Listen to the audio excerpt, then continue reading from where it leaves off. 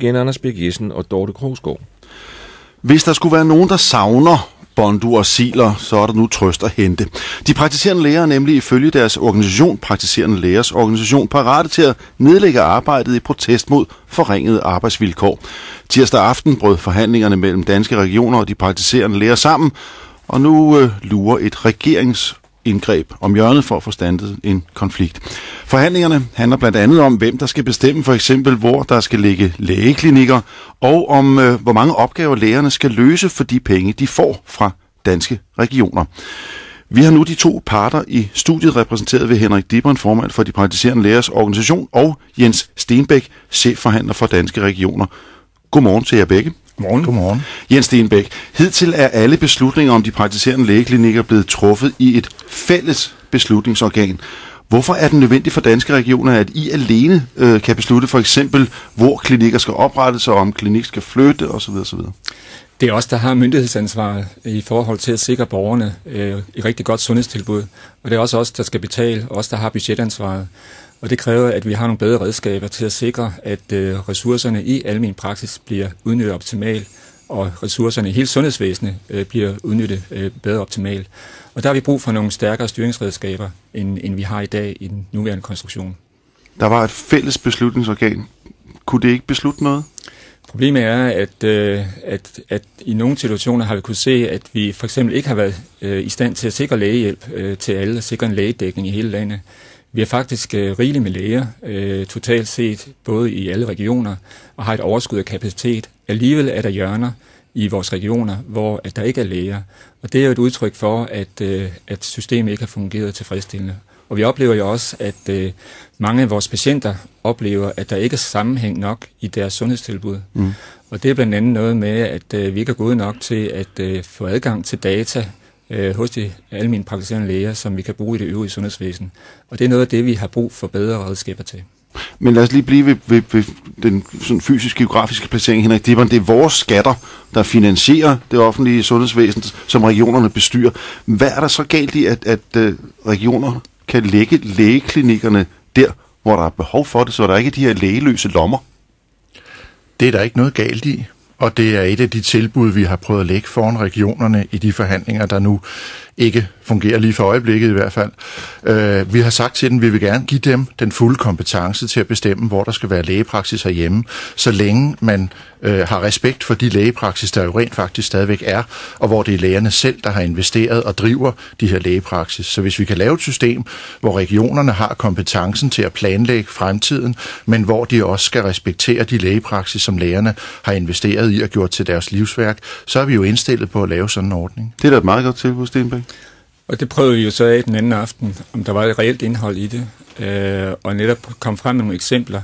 For eksempel kan vi så fremover være sikre på, at vi kan placere ledige stillinger i sundhedscentre, som vi ønsker at lave, og vi også kan være sikre på, at de bliver i det sundhedscenter, så vi har sikkerhed for de store investeringer, det er at lave nye sundhedscentre. Vi vil også godt have et klart svar på, om der også er en større frihed til, at de steder, hvor at man har kastet håndklæde i ringen og ikke kan sikre lægedækning fra almen praksis side, at vi så har mulighed for at etablere et alternativ som en regionsklinik, som regionen driver og ansætter læger. Og det kunne vi ikke få klart svar på, og derfor er vi meget usikre på, om der var et reelt indhold i det tilbud. Det kan jo undre, at de ikke kan få et klart svar, når du, Henrik Dibon, siger, vi har lagt det her på bordet, vi vil godt afgive den kompetence i fremtiden, forudsat at man vil respektere det, der er allerede. Hvorfor kan Stenbæk så ikke få et klart svar på sine spørgsmål? Jamen, jeg har bare svært ved at formulere det mere klart, synes jeg, end at vi vil gerne give regionerne den fulde kompetence til at planlægge praksis fremover, så længe regionerne vil være med til at beskytte de lægepraksis, som lægerne som sagt har investeret i at drive. Jeg har virkelig svært ved at formulere det hverken klarere eller kortere, og jeg har også svært ved at se, hvor uklarhederne egentlig ligger henne. Ja, man kan jo sige, Stenbæk, at lægerne er selvstændige erhvervsdrivende, og I jo grundlæggende vil fratage dem indflydelse på deres egen forretning. Hvor rimeligt er det egentlig, når det er dem, der har smidt pengene, ofte mange penge? Det er ikke rigtigt, vi vil fratage indflydelsen på deres egen forretning. Vi vil gerne bevare familielægen som en privat praktiserende læge. Og de skræmmebilleder, som der har været fremme i kampagner om, at vi vil tvangsflytte læger, at vi vil lave begrænsninger for vores borgere om at komme til lægen og lave rationeringer osv., det er nogle motiver, der bliver tillagt os, som der slet ikke har virkeligheden i de krav, vi stiller i de her forhandlinger. Vi vil faktisk gerne udvikle familielægene, også at give dem flere opgaver fremover.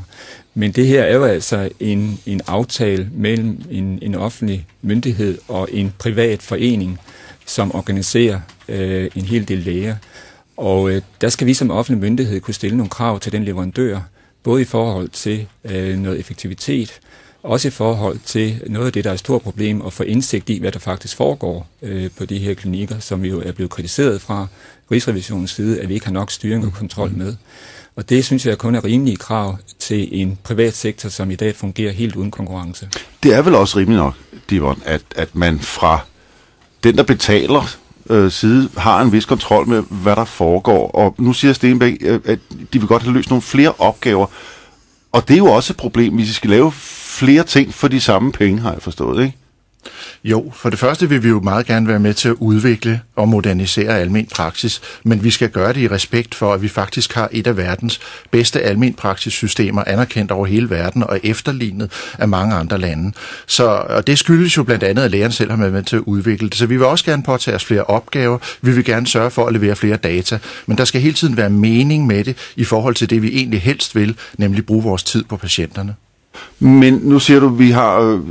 Det er jo sådan den klassiske danske model, havde jeg nær sagt. Vi har verdens bedste system, og nu er det jo så også det bedste system inden for lægepraksis. Men vi har altså lige set en OECD-rapport, der siger, at de danske praktiserende lægepraksiser halter voldsomt bagud, 10 år bagud. Så hvordan stemmer det overens med den kritik, der rejses der? Hvis man nu læser OECD-rapporten, så står der faktisk også i den en ros til dansk almen praksis som et af de allermest anerkendte systemer, og der står også en anerkendelse af, at andre lande faktisk ser til Danmark for at udvikle deres system. Men der er jo en kritik af, at kommunikationen mellem det praktiserende lægesystem og det øvrige sundhedsvæsen ikke er god nok, og det er også det, Stenbæk efterlyser. En bedre kommunikation mellem de forskellige enheder i sundhedsvæsenet. Men det er jo lidt pudsigt, fordi der har vi faktisk et af verdens mest udviklede kommunikationssystemer, og det er faktisk sådan, at de praktiserende læger havde et fuldt udviklet elektronisk kommunikationssystem, længe før sygehusene havde det. Og i mange tilfælde har det været sådan, at de muligheder, vi havde for at kommunikere, måtte vente på, at sygehusene var klar. Vi har nu en fælles udfordring, for eksempel i at kunne udveksle medicinoplysninger, men der gør vi jo ligesom sygehusene alt, hvad vi kan for at få de nye systemer til at virke. Vi skal lige se, hvor vi står henne. Dibbern siger, at vi har sådan set spillet et kompromis på bordet. Du siger, jeg synes ikke, jeg kan få de klareste svar, Stenbæk, men på din side, hvad kan danske regioner byde på af kompromisforslag, så I kan komme til at sidde sammen og tale sammen igen? Det er jo lige fra starten klart, at det her var en svær forhandling, fordi det er os, der har presse. Vi har presse i forhold til den meget kraftige kritik, vi har fået fra Rigsrevisionen, og det skal vi simpelthen finde nogle svar på, og vi kan ikke finde de svar uden hjælp fra PLO's side, og der har hidtil været afvisning i forhold til det. Vi har også presse i forhold til at kræve nogle produktivitetsgevinster. Vi skal effektivisere i hele sundhedsvæsenet, og der kan almen praksis ikke se sig fri, fordi hvis vi ikke kan finde produktivitetsgevinster der, så er det sådan, at så kommer det til at gå ud over vores patienter på sygehusene og skal til at flytte penge derfra. Der fik du nærmest sagt, at vi har ikke noget kompromis, fordi vi er så presset.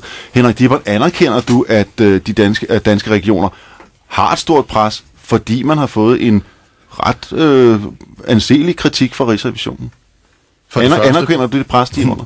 Ja, men nu har de jo selv været med til at skabe presset, fordi det er jo regionerne selv, der har leveret de svar til Rigsrevisionen, som har ført til den rapport, der foreligger. Det er ikke regionerne, der bestemmer, hvad Rigsrevisionen skal spørge om, men de bestemmer, hvad de vil svare. Og den aktindsigt, vi har fået i de svar, regionerne har givet, har jo vist os, at de har fremdraget en lang række eksempler, hvor det i virkeligheden viser sig, at der er fundet fælles løsninger, og så har de kaldt dem for problemer. Vi vil jo gerne også være med til at sørge for, at vi tager flere opgaver, som sagt, men i forvejen er vi jo den billige butik. Vi er der, hvor regionerne får løst opgaverne langt billigere, end de gør det på sygehus og hos speciallæger. Og når man nu går hen i den billigste butik, og så vil diskutere 2% rabat, så har man misforstået, hvad det er, man får ud af at handle i den billige butik. I mødes stadigvæk, blandt andet her i P1 Morgenstudie. Jeg håber, I mødes andre steder også, så vi ikke skal ud i endnu en langvarig konflikt. Jens Stenbæk, chefforhandler for Danske Regioner, tak fordi du kommer hen. Og Henrik Dibbern, formand for de praktiserende lægers organisation. Klokken blev 7:42.